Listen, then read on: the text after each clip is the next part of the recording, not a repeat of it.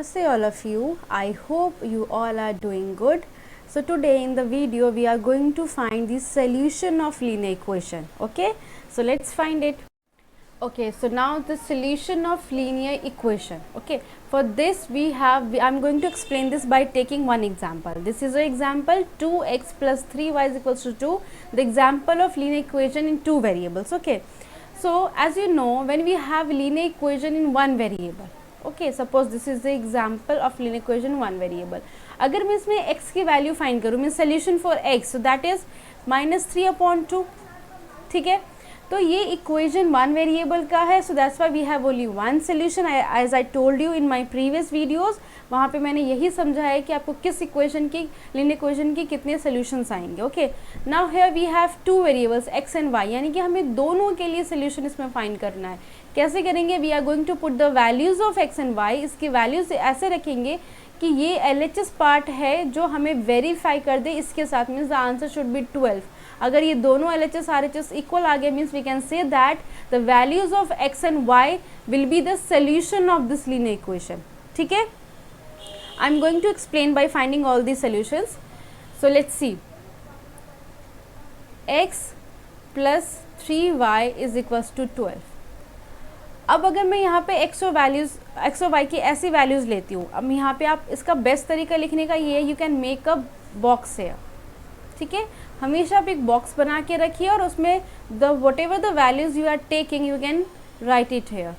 So this is your x, this is your y. So I am taking x as 3 and y as 2. So let's see, 2 into x is 3 plus 3 your y is 2, so put it here. Now this is 12. So you can see 2 into 3 is 6 plus 3 into 2 is 6 is equals to 12.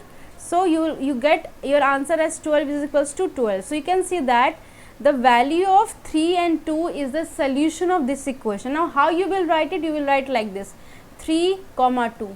Why? Because you know ना coordinates को हम कैसे लिखते थे, आपने chapter 3 में पढ़ा है. Coordinates you are writing like this, x and y. ठीक है, ये कोऑर्डिनेट्स होते थे. So similarly you will write like this, that 3 and 2, it means your x is 3 and your y is 2. So when you are putting this values 3 and 2 in this equation, you will get your solution for the equation.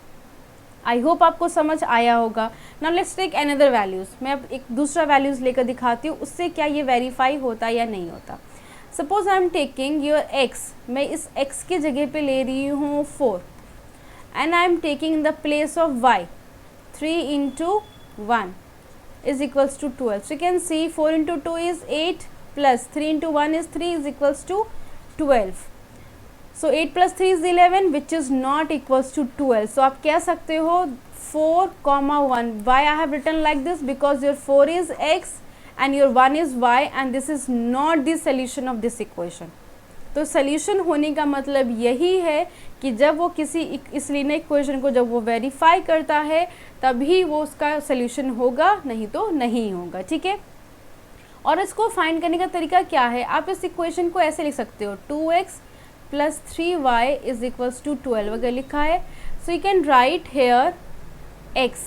Suppose करो मुझे x find करना है, तो आप इसको ऐसे transpose करके लिख सकते हो. You can transpose this plus 3y to this side, तो you will get -3y and 2 will be in denominator. ठीक है, क्योंकि ये इसके साथ मल्टीप्लाई में था. अब इस तरीके से क्या होगा, आप जो भी y की वैल्यूज़ लेंगे और इसको सॉल्व करने पे जो वैल्यू आएगी that will be the for x. Suppose करिए मैं यहाँ पे वैल्यू ले रही हूँ फॉर इसके लिए y के लिए ले रही हूँ 0. ठीक है, सो लेट्स टेक इफ़, मैं यहाँ पे लिख रही हूँ इफ़ y इज़ 0. तो आप इस बॉक्स में लिख सकते हैं कि आपने y क्या लिया है, 0 लिया है. सो -3, तो आपका यहाँ पे x क्या होगा, your x will be 0 so upon 2, यानी कि ये क्या आ जाएगा 12/2, because 12 minus 0 will be only 12, सो 6. यानी कि जब आप y 0 लेते हो तो आपका x क्या आता है, 6. सो you can say that this is the solution of this equation. आप इस सोल्यूशन को फिर कैसे लिखेंगे, 6, 0. तो बहुत ही इजी है. आप इस तरीके से एक बॉक्स बना के इसमें x y के वैल्यूज़ रख के जो भी वैल्यूज़ आएंगे आप फाइंड करेंगे और जो सोल्यूशंस इसके आते जाएंगे वो लिखते जाएंगे. अब देखिए, आप इस तरीके से तो कितने सारे सोल्यूशंस निकाल सकते हैं. many solution you can find. So you can say that when we have linear equation in two variables, so उसके कितने solutions आप find कर सकते हो? The answer will be infinite. ठीक है, your answer should be many solution, बहुत सारे solution निकाल सकते हो infinite. जो values निकालोगे आप x के लिए निकाल रहे हो, y के लिए निकाल रहे हो, आप कुछ भी निकालोगे, सिर्फ वो जो इक्वेशन होगा उसको सेटिस्फाई करना चाहिए और वो इस इक्वेशन का सोल्यूशन हो जाएगा. सो आई होप आपको ये सिंपल सा कॉन्सेप्ट समझ आया होगा. चलिए अब इसके आगे का एक और एग्जाम्पल देखते हैं. अब देखिए ये एग्जाम्पल क्या है. Find 4 different solution of the equation. अब हमारे पास ये इक्वेशन गिवन है और ये कह रहे हैं इसका 4 सोल्यूशन फाइंड करने में, इसमें स्पेसिफाई कर दिया है क्योंकि वैसे जैसे मैंने बताया ना इसके इनफाइनाइट सोल्यूशंस होते हैं. ठीक है, और किसी भी मिनिमम जो हमें हर क्वेश्चन में फाइंड करना होता है वो 2, मिनिमम 2 सोल्यूशंस तो आपको निकालने ही होते हैं अगर क्वेश्चन में लिखा नहीं गया है तो. लेकिन अगर क्वेश्चन में लिखा गया 4 तो आपको 4 निकालने पड़ेंगे. ठीक है, तो चलिए निकालते हैं. The equation is x + 2y = 6. तो मैंने कहा ना आप इसको ऐसे लिख सकते हैं, जैसे मुझे x की वैल्यू फाइंड करनी है, so I can transpose the value of 2y, so this will be 6 - 2y. आ गया. अब मैं क्या करूँगी, I am going to take the value for y and you will get the value for x. So let's make a box here, क्योंकि box बनाना बहुत easy है, उसमें लिखना बहुत ईजी है. So this is your x, this will be your y. I have to find 4 solutions, so I will make 4 boxes, right? Now see, if you will write if y is 0, so I am going to take first 0. So your x will be 6 - 2 into 0, which means 6 - 0, so you will get 6. ठीक है, तो यहाँ पे आप लिख सकते हैं if your y is 0, so your x is 6. Now write if y is equals to, ठीक है, so you will write your x is equals to, so you can write here 6 - 2 into 1, which means 6 - 2, which is equals to 4. So you can say that if your y is 1, so your x is 4. कितना easy है ना.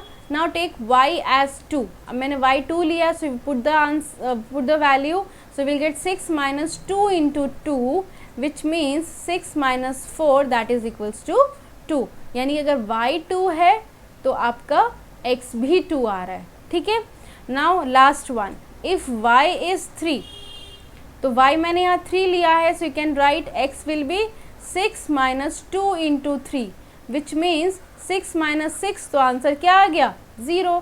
so this is 0. कितना easy था ना. तो इस तरीके से आप वैल्यूज़ पुट करके इसके आंसर्स फाइंड कर सकते हो. ठीक है, सो आई होप आपको ये वीडियो समझ आया होगा. इस वीडियो में हमने सोल्यूशंस फाइंड किए हैं. इसके आगे के जो क्वेश्चंस है वो मैं नेक्स्ट वीडियो में करूँगी. Thank you all of you.